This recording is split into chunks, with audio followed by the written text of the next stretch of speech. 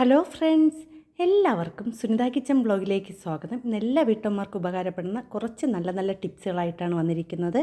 അപ്പോൾ നിങ്ങളെല്ലാവരും video skip ചെയ്യാതെ കാണും. വീഡിയോ ഇഷ്ടപ്പെടുകയാണെങ്കിൽ എൻ്റെ ചാനലൊന്ന് സബ്സ്ക്രൈബ് ചെയ്ത് സപ്പോർട്ട് ചെയ്യണേ. നിങ്ങളുടെ വിലയേറിയ അഭിപ്രായങ്ങളും നിർദ്ദേശങ്ങളും എൻ്റെ കമൻറ്റ് ബോക്സിൽ കമൻറ്റായി അറിയിക്കാനും മറന്നു പോവല്ലേ. അപ്പം നമുക്ക് ഇന്നത്തെ ടിപ്സുകളെല്ലാം കണ്ടാലോ. ഇന്നത്തെ ആദ്യത്തെ ടിപ്സാണ്, നമ്മൾ ബക്കറ്റ് അതുപോലെ തന്നെ ഇതുപോലത്തെ മഗ്ഗൊക്കെ പൊട്ടിപ്പോയാൽ നമ്മളെടുത്ത് കളയുകയാണ് ചെയ്യുന്നത്. ഇനി ഇതൊന്നും കളയണ്ട കേട്ടോ, നമുക്ക് പെട്ടെന്ന് തന്നെ പൗഡർ കൊണ്ട് തന്നെ നമുക്കിതിനെ ഒട്ടിച്ചെടുക്കാം കേട്ടോ. അപ്പോൾ ഇത് ഞാൻ ബാത്റൂമിൽ കുളിക്കാനൊക്കെ ഉപയോഗിക്കുന്ന ഒരു മഗ്ഗാണ് കേട്ടോ. വെള്ളത്തോടെ എടുത്തപ്പോൾ തറയെ വീണ് പൊട്ടിപ്പോയതാണ്. അപ്പോൾ നല്ലതായിട്ട് രണ്ട് സൈഡും നല്ലതുപോലെ പൊട്ടിയിട്ടുണ്ട് കേട്ടോ. എനിക്ക് നല്ല ഭംഗിയുള്ളതുകൊണ്ട് തന്നെ അത് കളയാനും എനിക്കൊട്ടും മനസ്സ് തോന്നിയില്ല. അപ്പോൾ ഞാൻ വിചാരിച്ചു ഇതിനെ നമുക്ക് പെട്ടെന്ന് ഒട്ടിച്ച് കളയാമെന്ന് കേട്ടോ. ഇതൊന്നും ഇനി കളയേണ്ട, നമുക്ക് പെട്ടെന്ന് തന്നെ ഒട്ടിച്ചെടുക്കാം. അപ്പോൾ ഞാനതാ ഇന്ന് പൗഡർ കൊണ്ടാണ് ഒട്ടിക്കുന്നത് കേട്ടോ. അപ്പം ഞാനതാ ഇവിടെ ഇതുപോലെ പൊട്ടൽ വീണ ഭാഗത്തേക്ക് നമുക്ക് ഫെവിക്കോള്, അതിൻ്റെ ആ ലിക്വിഡ് പോലെ ഇരിക്കുന്ന ഫെവിക്കോളാണ് കേട്ടോ, തടിയൊക്കെ ഒട്ടിക്കാൻ ഉപയോഗിക്കുന്നതാണ്. അത് നമുക്ക് ഇതിലേക്ക് ഒന്ന് ഒഴിച്ചു കൊടുക്കാം.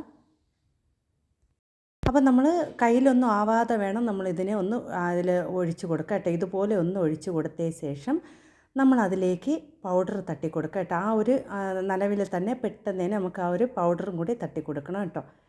അപ്പോൾ നമുക്ക് ഏത് പൗഡറായാലും നമുക്ക് ഉപയോഗിക്കാതെ വച്ചിരിക്കുന്ന പൗഡറാണെങ്കിൽ ഏറ്റവും നല്ലത് കേട്ടോ. അപ്പോൾ ഞാൻ ഇവിടെ എല്ലാ ഭാഗത്തും ഒന്ന് തട്ടി കൊടുക്കുകയാണ്. അതിനുശേഷം നമുക്ക് കയ്യിൽ വേണമെങ്കിൽ നമുക്ക് കയ്യിൽ ഗ്ലൗസോ എന്തെങ്കിലും ഇട്ടിട്ട് ചെയ്യാം, അല്ലെങ്കിൽ നമുക്കിതുപോലെ കൈകൊണ്ട് തന്നെ പതുക്കെ ഒന്ന് തേച്ച് കൊടുക്കണം കേട്ടോ. ആ നനവോടെ തന്നെ നല്ലതായിട്ടൊന്ന് തേച്ച് കൊടുക്കാം. പിന്നെ അതിന് ശേഷം നമുക്കിതിൻ്റെ മുകളിലേക്ക് കുറച്ചും കൂടി ആ ഒരു ഫെവിക്വിക്ക് നമുക്ക് ഒഴിച്ചു കൊടുക്കാം കേട്ടോ. ഇങ്ങനെ ചെയ്യുകയാണെങ്കിൽ ആ പൗഡർ അതിൻ്റെ ഭാഗത്തെല്ലാം നല്ലതുപോലെ ഒട്ടിപ്പിടിച്ചിരിക്കും. അതിനുശേഷം നമുക്കതിൻ്റെ മുകളിലേക്ക് കുറച്ചും കൂടി പൗഡർ ഒന്ന് തൂറ്റി കൊടുക്കാം കേട്ടോ. ഇതുപോലെ ഒന്ന് തൂറ്റി കൊടുക്കണം. എന്നിട്ട് നമ്മൾ അതിനെ അങ്ങ് തട്ടി ബാക്കി വരുന്ന പൗഡർ ഒന്ന് തട്ടി കളഞ്ഞാൽ മതി കേട്ടോ. പെട്ടെന്ന് തന്നെ അത് ഒട്ടി വരും കേട്ടോ. ഇനി നമ്മൾ ഇതുപോലത്തെ പൊട്ടിയ പാത്രങ്ങളൊന്നും കളയണ്ട. ഇതുപോലെ ഒന്ന് ഒട്ടിച്ചെടുക്കുകയാണെങ്കിൽ നമുക്ക് ഇതുപോലെ തിരിച്ച് നമുക്ക് പിന്നീടും അത് ഉപയോഗിക്കാം കേട്ടോ. അപ്പോൾ ഞാൻ രണ്ട് സൈഡ് പൊട്ടിപ്പോയല്ലോ, ആ രണ്ട് സൈഡ് ഇതുപോലെ ഒന്ന് ഒട്ടിച്ചെടുക്കുകയാണ്.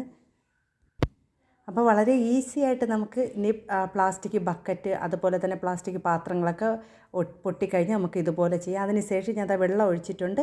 ഒരു തുള്ളി വെള്ളം പോലും നമ്മൾ ആ ഒരു ടേലിൽ തറയിലോ ഒന്നും വീഴുന്നില്ല കണ്ടോ. നിങ്ങൾക്ക് വീഡിയോ കാണുമ്പോൾ തന്നെ അറിയാം. അപ്പോൾ എല്ലാവരും ഒന്ന് ട്രൈ ചെയ്ത് നോക്കണേ. നല്ലൊരു ടിപ്സാണ് കേട്ടോ.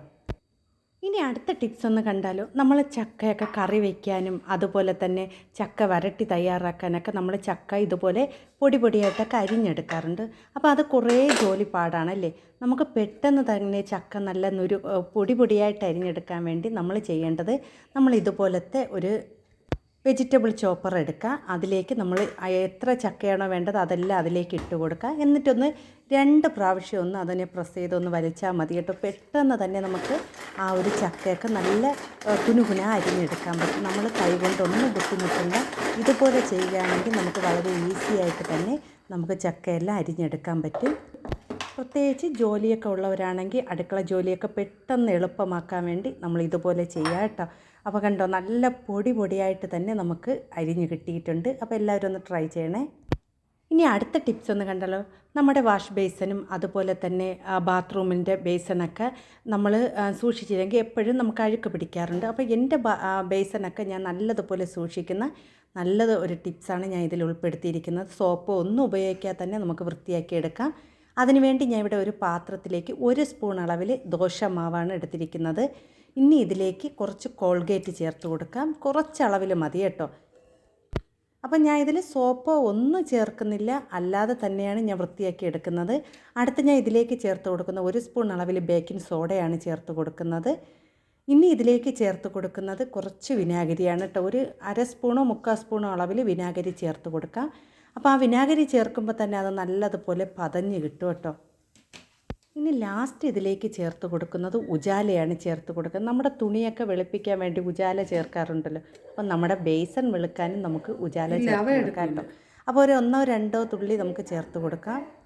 ഇനി ഒരു സ്പൂൺ ഉപയോഗിച്ച് ഇതെല്ലാം കൂടി നല്ലതുപോലെ ഒന്ന് മിക്സ് ചെയ്തെടുക്കണം.